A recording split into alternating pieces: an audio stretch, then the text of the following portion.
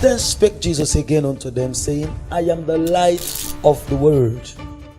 I am the light of the world. He that followeth me shall not walk in darkness, but shall have the light of life. Why would this statement be made at this point in time? He said, I am the light of the world. What would it mean? There wouldn't be need for light if there was no darkness, right? This scripture explains Jesus so well for us. Explains his ministry, the ministry of the New Testament for us.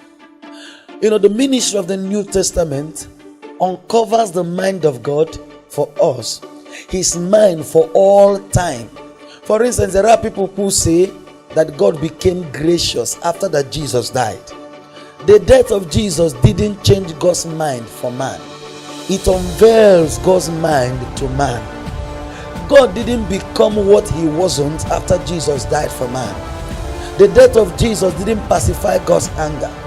Jesus didn't come to soften God's heart. Hallelujah. Jesus didn't even come to make God forgive us. He came to demonstrate forgiveness. He came that we might receive what God has always been doing. Did you get this thing? This is very important to get it. No man has seen God at any time. The only begotten Son, which is in the bosom of the Father, he had declared him. What does that mean? He had declared him. He said that the only begotten, which is in the bosom of the Father, he said no man has seen God at any time. No man. That means prior to this time, there is something we are yet to understand. If we still believe that which killed in the Old Testament, that which destroys in the Old Testament, if we believe it was God, what then did Jesus mean when he says no man has seen God at any time? He said the only begotten Son, which is in the bosom of the Father, he hath declared him. Now what does it mean that he had declared him? Give us in the NLT for us to see clearer. We'll still read with the NIV. No one has ever seen God. That means, see, but the one and the only Son is himself God. Thank you, Lord Jesus. Did you get this?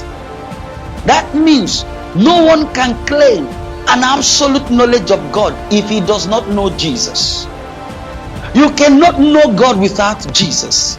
So it is what we see in Jesus that is in the Father. Did you get what I said? Jesus said, I and my Father are one.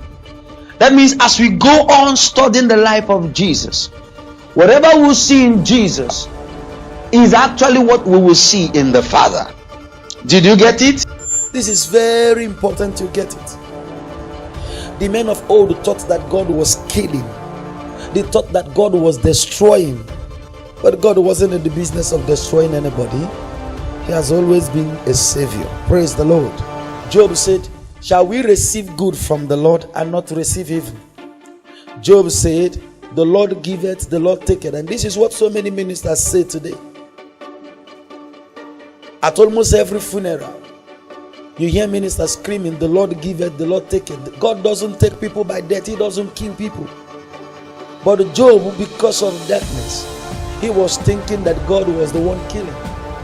But when light manifested, in John chapter 10 verse 10, he says, the thief cometh but for to steal, kill and destroy, but I am come that they might have life. He shows us that he was not the one that killed. He shows us that he is life.